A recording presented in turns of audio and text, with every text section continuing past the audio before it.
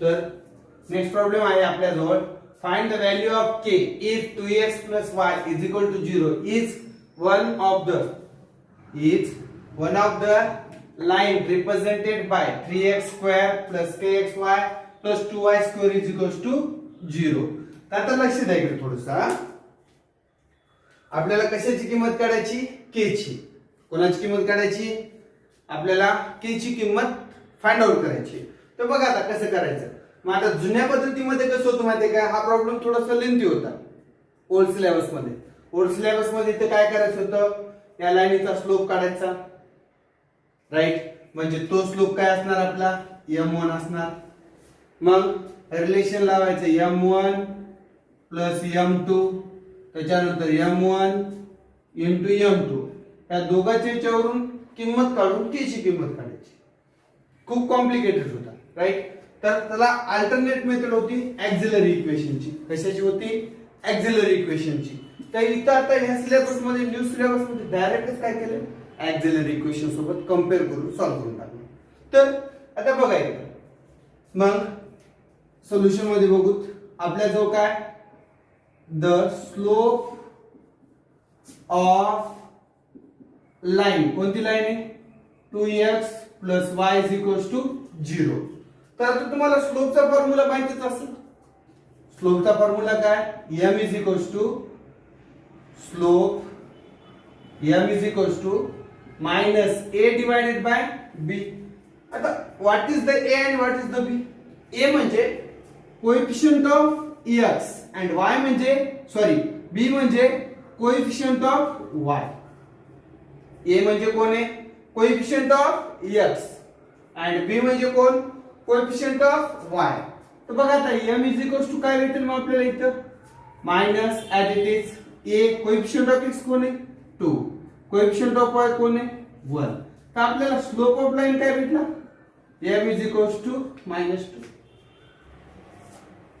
We know that auxiliary equation of lines, काय auxiliary equation of lines, bm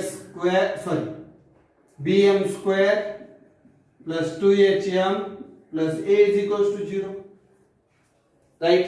मग आता आपल्याजवळ b a ची किंमत ह्याच्यावर काढावं लागेल, कंपॅरिझन करू, बरोबर आहे.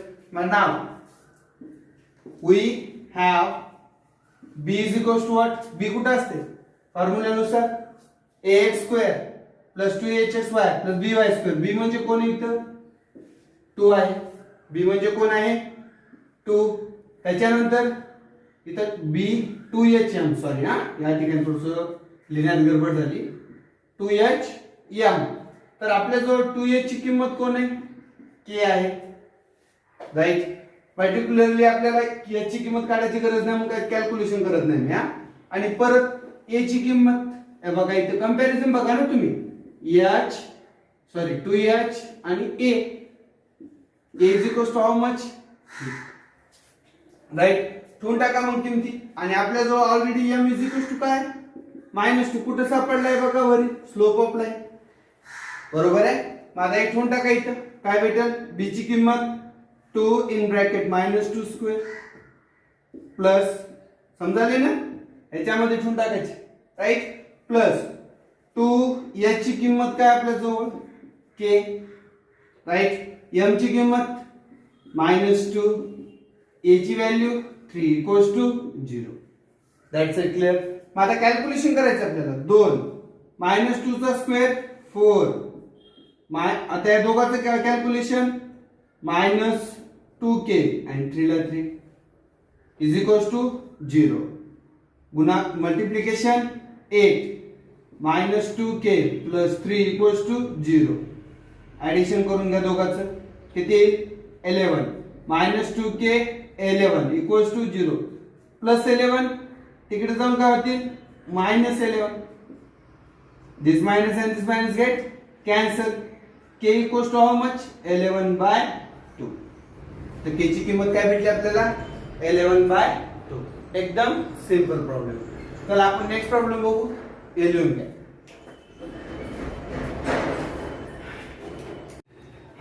तर नेक्स्ट प्रॉब्लेम आहे आपला find the condition that the line find the condition that the line कोणती लाईन आहे आपल्या जवळ 3x - 2y 0 coincides with one of the line एक लाईन आहे कोणाच्या लाईन मध्ये रिप्रेझेंटेड बाय ह्या लाईनी मध्ये एक लाईन आहे आपल्या जवळ त्या दोन लाईनीच्या जॉइंट इक्वेशन मधली सेपरेट केल्यानंतरची एक लाईन आहे तर आपल्याला काय करायचं एक बाबा कंडिशन फाइंड आउट करायची काय करायची कंडिशन फाइंड आउट बरोबर आहे मग आता इकडे लक्ष द्या मला कंडिशन फाइंड आउट करायची म्हटल्यानंतर सेम ती सिच्युएशन आपल्याला ऑक्झिलरी इक्वेशन घ्यायचं कोणतं equation auxiliary equation slope of line आणि पुन्हा परत ह्या सगळ्या व्हॅल्यू काय करायच्या घेऊ त्यामध्ये ठेवून टाकू म्हणजे जे इक्वेशन भेटेल तर तेच काय असेल the condition that of the solution clear आहे मग बघा ते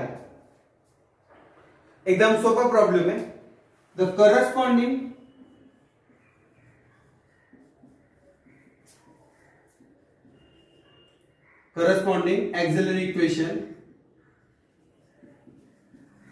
corresponding auxiliary equation कोणते auxiliary equation पाठ केले नाही का काय auxiliary equation bm² + 2hm + a = 0 खूप महत्वाचे लक्षात ठेवून टाका कंप्लीटली काय bm² + 2hm + a = 0 मग आता आपल्या जवळ एक लाईन आहे as कोणती लाईन आहे आपल्या जवळ as 3x - 2y = 0 is काय आपल्या जवळ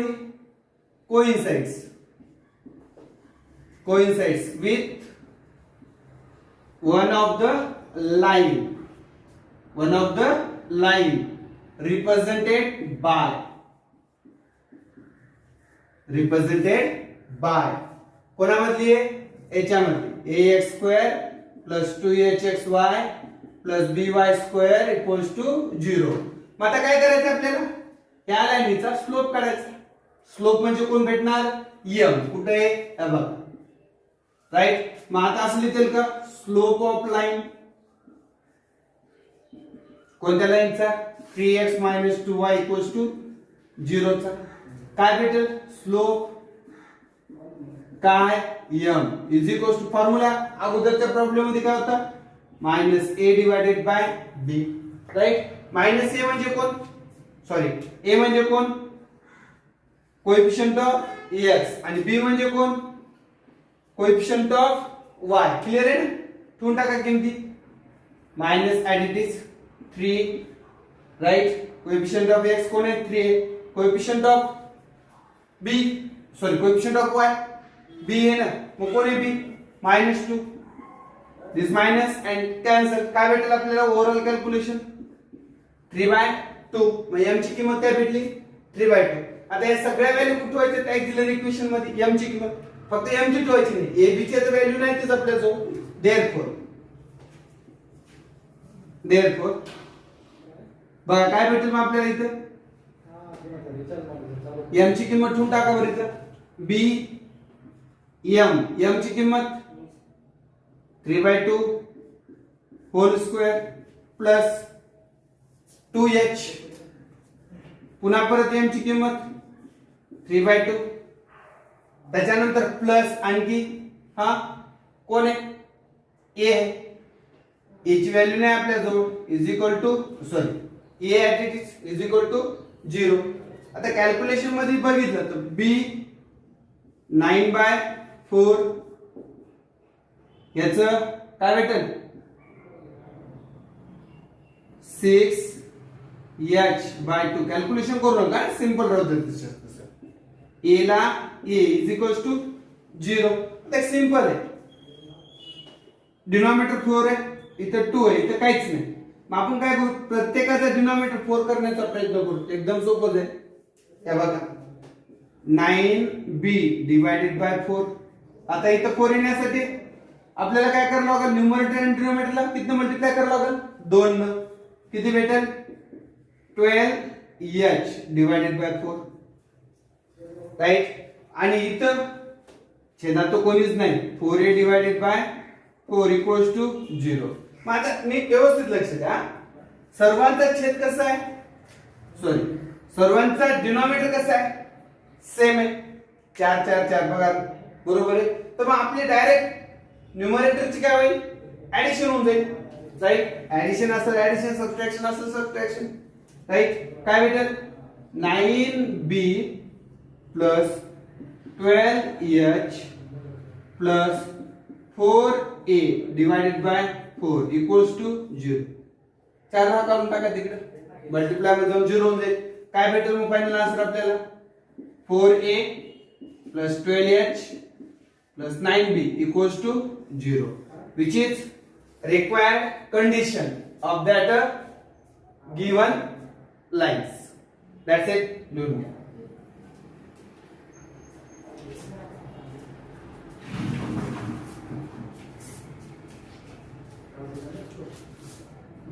तर नेक्स्ट प्रॉब्लेम आहे आपल्या जवळ, प्रॉब्लेम नंबर 7. तर या प्रॉब्लेम मध्ये आपल्याला एक सिंपलशा गोष्टीला कंबाइंड इक्वेशन फाइंड आउट करायचे. But combined equation find out करण्या अगोदर थोडंसं इथं लक्ष द्या प्रॉब्लेम कडे. काय म्हणतोय problem, find the combined equation pair of line passing through the origin and perpendicular, काय perpendicular to the line represented by 3x square plus 2xy minus y square is equals to 0. चालतंय, problem सोडूया, असा अवघड नाही.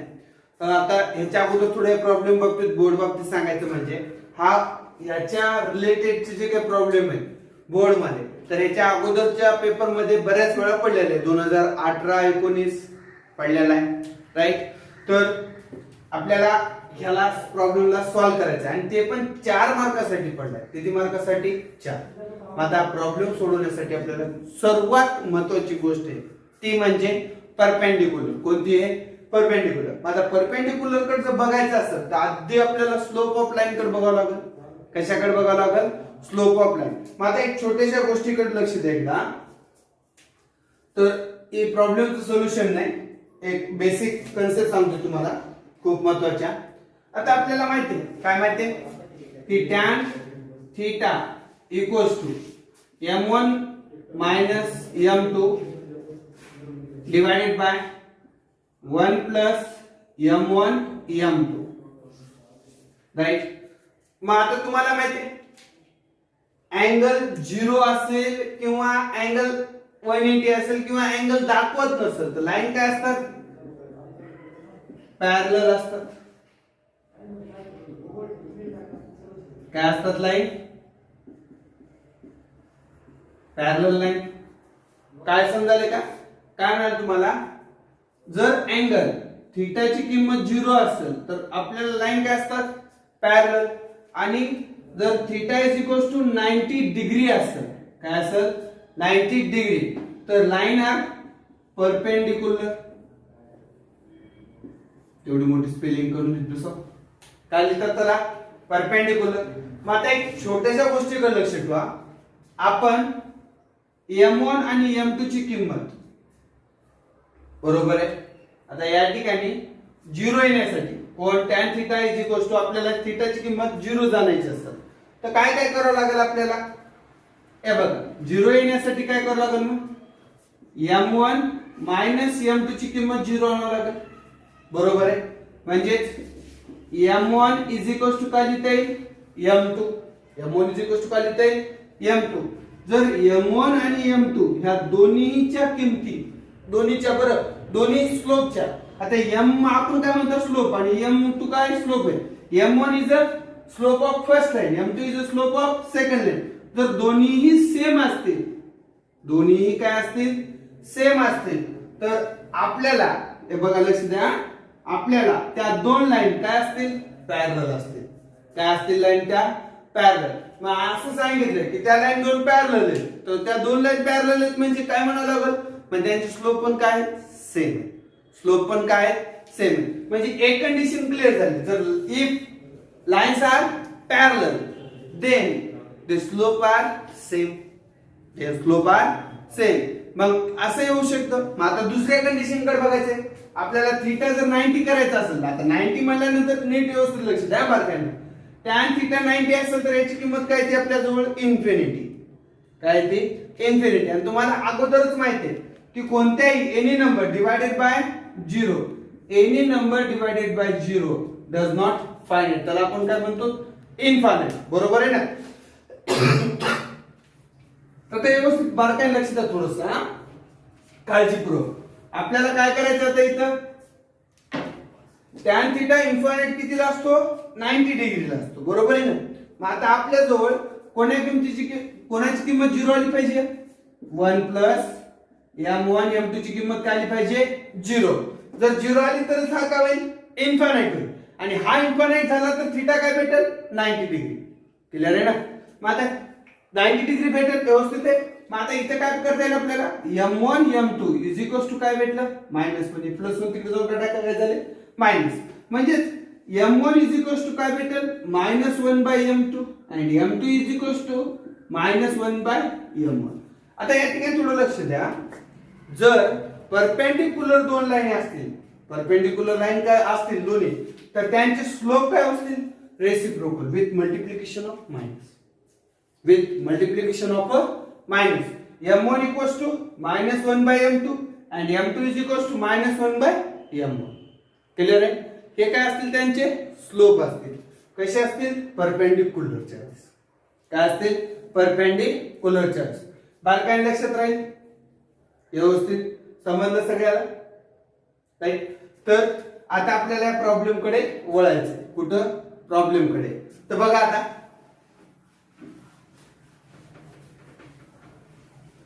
सर्व माहिती तर कळालीच ना. पहिल्यांदा आणखी डबल एकदा तोंडी सांगतो.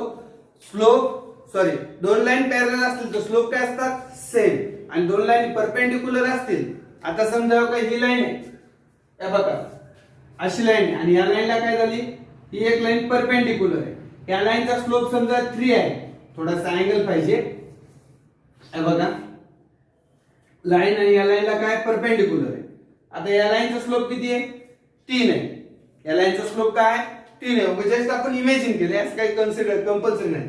आणि आता ही लाईन कशी, या लाईनला परपेंडिक्युलर आहे. कशी आहे परपेंडिक्युलर. तर या लाईनचा स्लोप काय भेटेल, याचा reciprocal -1/3 with multiplication of minus. लक्षात राहिलं सर्वांना. एकदम सोपी कन्सेप्ट आहे, असं अवघड काय नाही. तर बघा आपल्याला आता प्रॉब्लेम सोडवायचा. कोणता प्रॉब्लेम आहे, फाइंड द कंबाइंड इक्वेशन. आपल्याला काय करायचे कंबाइंड इक्वेशन करायचे. कोणाचं पेअर ऑफ लाईनचं, ते पण कुठून पास आहेत ओरिजिन मधून, राईट. कुठून पास आहेत ओरिजिन मधून, आणि परपेंडिक्युलर आहेत. कोणाला परपेंडिक्युलर येतं या लाईनला. बरोबर आहे. तर आता ह्याच्या अगोदर आपण काय करू, लेट थोडीशी जागा लागलेला 4 मार्कासाठी प्रॉब्लेम आहे, right. Let m1 and m2 be the slope of lines. कोणा लाईनचे स्लोप येतात 3x² plus 2xy minus y² equals to 0, right. मग याच्या अगोदर आपण सम अँड प्रोडक्ट बघितलं होतं. बरोबर आहे ना, सम अँड प्रोडक्ट. मग आता ह्याच्यावर आधी पहिल्यांदा a ची किंमत काय भेटेल 3, 2a ची किंमत 2 आणि b ची किंमत -1. मग आपल्याला माहिती आहे वी हॅव किंवा वी नो दॅट, आपल्या जवळ आहे. आता वी हॅव आपल्या जवळ आहे काय, आपल्या जवळ m1 plus m2 -2h/b, right. and m1 into m2 is equals to a divided by b, sum and product of the slope. तर m1 प्लस m2 ची किंमत काय भेटेल -2h. 2h ची किंमत आहे 2, हे मायनसला -2 डिवाइडेड बाय b ची value -1, minus minus cancel 2. m1 plus m2 is equal to काय भेटलं आपल्याला 2, राईट. त्याच्यानंतर m1 into m2 a ची व्हॅल्यू 3, b ची value -1. m1 into m2 is equal to काय भेटलं आपल्याला -3. m1 into m2 काय भेटलं -3. समजायला ना सगळं एकदम सोपं आहे. आता थोडस हे झालं म्हणजे आपल्या जवळ काय जे गिवन होतं त्याची आपण मांडणी करून टाकली, राईट. समजायला ना, आपल्या जवळ काय जे गिवन होतं त्याची मांडणी केली. मग आता तनक मांडणी केल्यानंतर प्रॉब्लेम थोडासा रिव्हर्स स्टार्ट करायचा. कळाले ना, आपण प्रॉब्लेमला कसं केलं, थोडस रिव्हर्स पद्धतीने स्टार्ट केलं. म्हणजे इथून प्रॉब्लेम स्टार्ट केला. कुठून? इथून. आता इथून आपल्याला कुठं जायचंय? इथं. मग इथं जाऊ. प्रॉब्लेम थोडासा रिव्हर्स स्टार्ट केला. हा, तर बघा आता आपल्याला कुठं जायचंय? परपेंडिक्युलर कडे जायचंय. कुठं जायचंय? परपेंडिक्युलर कडे. मग आता इथं करू मग बट. काय but? But the lines are perpendicular to the कोणासोबत परपेंडिक्युलर आहे? To the lines, right. मग आपल्या रिप्रेझेंटेड बाय कोणती लाईन आहे आपल्याजवळ? 3x² plus 2xy minus y² equals to 0, right. इथपर्यंत समजायला तुम्हाला? याच्यात काय असं अवघड नाही ना? हा, आता पुढे काय करू? थोडस लक्ष द्या इकडे. हे म्हटलं. मग आता आपल्याला त्यांचा स्लोप बघायचा. काय बघायचं आहे? Slope. There slope is, right. आता परपेंडिक्युलर लाईनची स्लोप कशी असते? थोडेसे हे असते. नाउ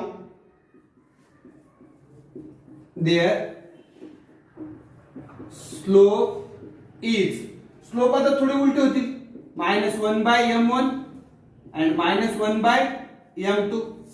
बरोबर आहे. पहिले स्लोप काय होते? m1 आणि m2 होते. कोण्या लाईनचे? या लाईनचे. आता ते दुसरी लाईन जी भेटणार आहे त्या लाईनचा स्लोप हे बघा. The line are perpendicular to the lines. The lines are perpendicular to the lines represented by, right. मग आता ह्या लाईनचे स्लोप कसे असतील? आता परपेंडिक्युलर आहे म्हणून आपण त्यांचे स्लोप कसे घेतले? Reciprocal form. कोणत्या फॉर्म मध्ये घेतले? Reciprocal form. थोडस लक्ष द्यायच्याकडे. अंडरलाईन याला ब्रॅकेट मध्ये टाकून देतो. क्लियर आहे? आता बघा बारकाई ना. मग आता इक्वेशन ऑफ लाईन काढायचं. काय काढावं लागतील मग आपल्याला? Equation of lines. बरोबर आहे ना? मग बघा इक्वेशन ऑफ लाईन्स इज, मग आपला जो फॉर्म्युला काय? y is equal to mx आहे ना. इक्वेशन कोणत्या लाईनचा फॉर्म्युला काढायचा? y is equal to mx. Slope दिल्यानंतर बघा ना काय दिले आपल्याला? स्लोप दिले. काय दिले? स्लोप. आणि परत स्लोप दिल्यानंतर इक्वेशन काढायचा फॉर्म्युला काय? y is equal to mx. y is equal to mx, right. मग आता आपल्या जवळ m च्या किमती 2 आहेत. कुठे? 1 2. मग दोन्ही इक्वेशन ठेवून दोन्ही व्हॅल्यू ठेवून इक्वेशन काढू. y इज इक्वल टू पहिली किंमत काय? -1/m1 x. दुसरी किंमत and y is equals to -1/m2 x, right. मग आता कॅल्क्युलेशन जर आपण इथं भागाकार तिकडे कसे देतील? मल्टिप्लाय मध्ये m1y equals to -x, right. आणि आता ह्याच इक्वेशनला काय करता येईल? y हा m2 सॉरी तिकडे भागाकार तिकडे मल्टिप्लाय मध्ये आणतो ना. m2y -x. आता ओव्हरऑल इक्वेशन काय होईल आपलं? ओव्हरऑल इक्वेशन बघा बरं. ओव्हरऑल इक्वेशन x इकडे आलं प्लस मध्ये x m1y इक्वल्स टू 0 आणि इकडे x मायनस इकडे प्लस झालं प्लस m2y इक्वल्स टू 0. आता दोन लाईनी भेटल्यात आपल्याला. कोणत्या लाईनी आहेत? ह्या दोन लाईन. मग याचं काय करायचंय? जॉइंट इक्वेशन किंवा कंबाइंड इक्वेशन फाइंड आउट करायचे, राइट. काय फाइंड आउट करायचे? कंबाइंड. बघा आता प्रॉब्लेम कसा स्टार्ट केला आणि कुठून कसं आलो? पहिल्यांदा या लाईनीकडून आपण काय केले? त्यांचे सम आणि प्रोडक्ट काढून घेतलं. त्याच्यानंतर इथून कोण्या शब्दाकडे गेलो? परपेंडिक्युलर कडे. परपेंडिक्युलरची आपल्याला कंडिशन माहिती आहे. स्लोप काय होणार? रेसिप्रोकल होणार. मग त्याच्यानंतर आणखी कुठं आलो आपण? त्याच परपेंडिक्युलर लाईनची. बघा ना आपल्याला डायरेक्ट कसं सोडवता येईल? नाही ना. मग आपल्याला काय करावं लागेल? ह्या दिलेल्या लाईनचे स्लोप काढावे लागतील. हा एमसीक्यू मध्ये आपण डायरेक्ट काही ना काहीतरी केलं असतं. त्या बाबतीत टेन्शन घ्यायचं नाही आपण, राईट. बट इथे आपण बोर्ड तयारी करत आहे. बोर्ड प्रिपरेशन म्हणल्यानंतर थेरॉटिकल विचार करावा लागेल आणि थेरॉटिकल प्रॉब्लेम सॉल्व्ह करावा लागेल.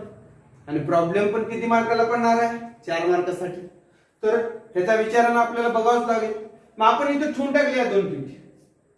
सॉल्व्ह केलं, आपल्याला इक्वेशन ऑफ लाईन भेटल्या. मग आता काय करायचं आपल्याला? कंबाइंड इक्वेशन ऑफ लाईन काढायचे. बरोबर. Therefore combined equation of lines. काय कंबाईंड इक्वेशन? दोघांचं multiplication is equal to 0. X m1y m1y दुसरी कोणती लाईन आहे? X m2y equals to 0. आपण पहिल्या व्हिडिओ मध्ये हेच कामं केलेत ना, मल्टिप्लिकेशनची, दोन ब्रॅकेटचे. याकडे आपण भरपूर व्यवस्थित लक्ष दिले, स्टेप बाय स्टेप सॉल्व्ह केले. पण आता मोठा प्रॉब्लेम मधला एक छोटासा क्वेश्चन डायरेक्ट करावा लागेल. या x ने या ब्रॅकेटला जो गुणलं तर काय भेटेल? x² बघा ना, त्याच्यानंतर प्लस m2xy भेटलं. आता कोणाची बारी? याची. m1 ने या ब्रॅकेटला गुणा प्लस m1xy, राईट. आता याच्यासोबत plus m1 m2y into y y². हे बघा झालं. मग आता या दोघातून कॉमन कोण निघेल?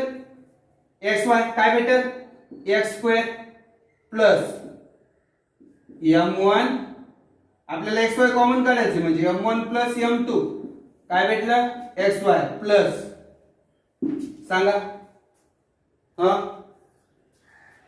काहीच होणार नाही, जशाच तसं राहील ते m1 m2 y² equals to 0. आता प्रॉब्लेम आपला जवळपास संपला. आता मग याच्यात राहिलं काय? त्याच्यामध्ये राहिलं फक्त m1 आणि m1 प्लस m2 आणि m1 इंटू m2 च्या किमती ठेवायच्या. कुठे आहे? हे बघा इथे ठेवून टाक. काय भेटेल? x² प्लस m1 m2 ची किंमत काय? m1 प्लस m2 ची किंमत. What is the value of m1 plus m2? Bracket केलाय 2 xy plus m1 into m2 ची किंमत काय? -3 y² इक्वल्स टू 0. काय भेटेल मग इक्वेशन आपल्याला? x² plus 2xy -3y² equals to 0, which is required equation of line of that condition. जी काय condition दिलेली आहे तर त्याचे हे काय? Required equation of a line. मग आता थोडस प्रॉब्लेम लिहून घ्या आणि थोडं प्रॉब्लेम लिहिण्याच्या अगोदर मी जे काही प्रॉब्लेमच्या अगोदर सांगितलं होतं त्याला नोट डाऊन करून, खूप महत्वाचं आहे. तर हे नोट डाऊन.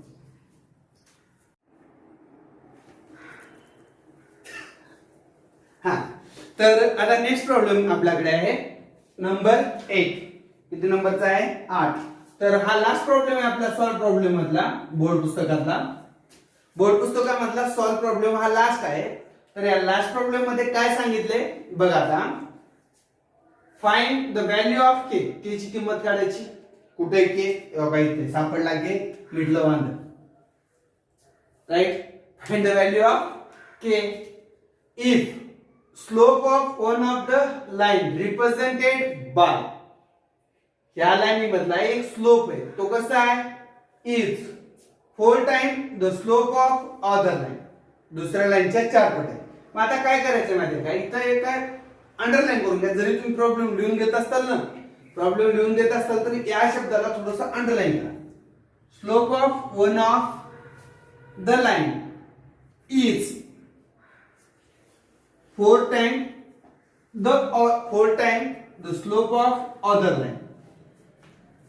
काय मिळाले? पहिल्या किंवा कोणत्या लाईनचा पहिला स्लोप म्हणा, दुसरा स्लोप म्हणा, कोण दोन्हीपैकी कोणता एक स्लोप तो कसा आहे? 4 पट आहे. कोणता? पहिला स्लोप दुसऱ्याच्या 4 पट आहे. समजाले ना? 4 times, राईट. मग आता बघा इकडे ना, आता काय आपल्या जवळ सोल्युशन मध्ये बघा इकडे the given equation of lines काय दिले? 4x² plus kxy plus y² equals to 0. मग त्याला कंपॅरिझन करायचं कोणासोबत? ax² plus 2hxy plus by² is equal to 0. मग कंपॅरिझन केल्यानंतर काय भेटेल आपल्याला इथं? a is equals to 4. बरोबर आहे ना? कोएफिशिएंट ऑफ x² a असतो 4. कोएफिशिएंट ऑफ xy 2h असतो, तो किती आहे? k. आणि त्याच्यानंतर कोएफिशिएंट ऑफ y² किती आहे? 1 आहे. म्हणजे कोण झाला? b. भेटलं. मग आता हे कंपॅरिझन झालं. मग आता आपल्या जवळ आहे काय, we have sum and product. कोण आहे, सम अँड प्रोडक्ट. तर बघा सम आहे m1 plus m2 is equals to minus 2h by b and product आहे m1 into m2 is equals to a by b. दोघांना सायमल्टेनियसली सोडव, काय प्रॉब्लेम नाही.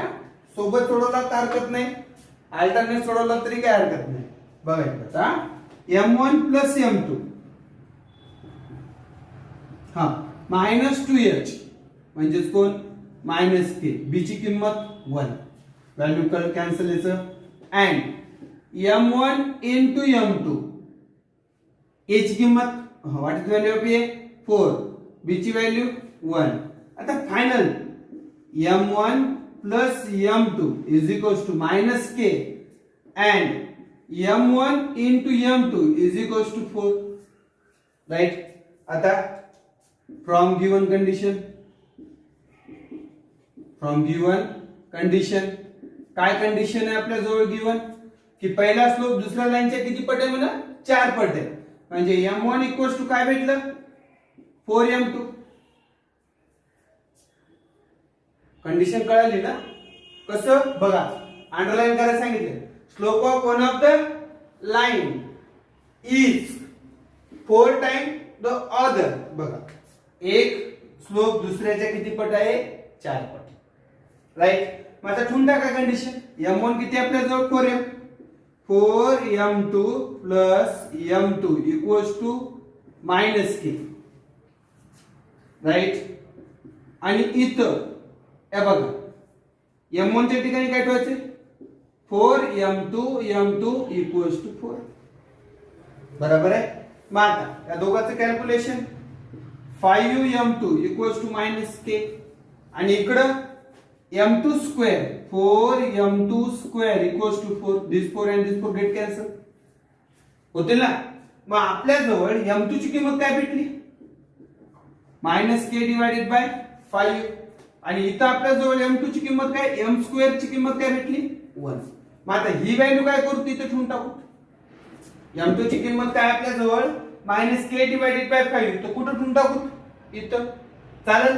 मग बघा आता इकडे हे बघा m2 ची ठिकाणी आपल्या जवळ, बट m2 ची इक्वल टू काय आपल्या जवळ मायनस k डिवाइडेड बाय 5. तर minus k divided by 5 whole square equals to 1. Right. तर याचा पूर्ण टोटल स्क्वेअर काय होईल, k square divided by 25 is equals to 1. Multiply with that k square equals to 25. Therefore k is equals to plus or minus 5. Got it. Simple आहे problem. Right. तर problem solve problem आपल्या या ठिकाणी संपलेले. हा part second होता, समजला असेल इच्छा अशी. आणि परत दुसरी गोष्ट, आपलं युट्यूब चॅनल नवीन आहे आणि थोडंसं मला या बाबतीत अनुभव पण कमी युट्यूबचा. आणि परत डबल तीच रिपीट करतो गोष्ट, की एकट्यात बडबडायची सवय नाही मला. आणि या युट्यूब चॅनल मध्ये कॅमेरा समोर वगैरे थोडंसं नर्वसनेस वाटतं, घाबरतो थोडासा. पण आता हे थोडं 2-3 व्हिडिओ झाले, मग थोडीशी काही हे नाही समजा. याच्यानंतर आणखी थोडंसं बेटर करण्याचा प्रयत्न करेन मी, थोडं वाढवण्याचा प्रयत्न करेन. तर आपल्याला पुढच्या व्हिडिओमध्ये एक्सरसाइज चालू करायची. आणि व्हिडिओ टाकायला थोडासा लेट झाला, त्याच्या पाठीमागची 2-3 कारण आहेत. थोडेसे पर्सनल प्रॉब्लेम होते. तर पर्सनल प्रॉब्लेम म्हणजे काय, हीच भीती बाबा आवडताल की नाही, मनातल्या मनात टेन्शन समजा, पण ते कमी झालं. हा. तर आता या ठिकाणी काय करा, तुम्ही हे सर्व प्रॉब्लेम लिहून घ्या. आणि मी प्रॉब्लेम शिकवताना थोडं बेसिक पण घेत आहे, कारण अगोदर बेसिक घ्यायला पाहिजे होतं, ते घेतलं नाही मी. मग म्हणलं तुम्हाला थोडंफार मिस्टेक झालेत माझ्याच्यानं, नवीन आहे, थोडंसं ऍडजस्ट करून घ्या. आता आपल्याला उद्यापासून म्हणजे पुढच्या व्हिडिओपासून नवीन एक पहिली एक्सरसाइज स्टार्ट करायची. आणि त्या एक्सरसाइज मधले सर्व काही प्रॉब्लेम सॉल्व्ह करायचे आपल्याला. तर आपल्या चॅनलला युट्यूबच्या थोडंसं सपोर्ट करा आणि सबस्क्राईब, लाईक आणि शेअर. परत जर तुम्हाला माझे जर हे व्हिडिओ किंवा समजत असतील तर बेल आयकॉनला क्लिक करा. त्यामुळे काय होईल, मी नवीन व्हिडिओ टाकले तुम्हाला लवकरात लवकर नोटिफिकेशन येऊन जाईल आणि तुम्ही लागलीच ते बघता येतील. तर ह्या पूर्ण प्रॉब्लेम लिहून घ्या का नोटबुक.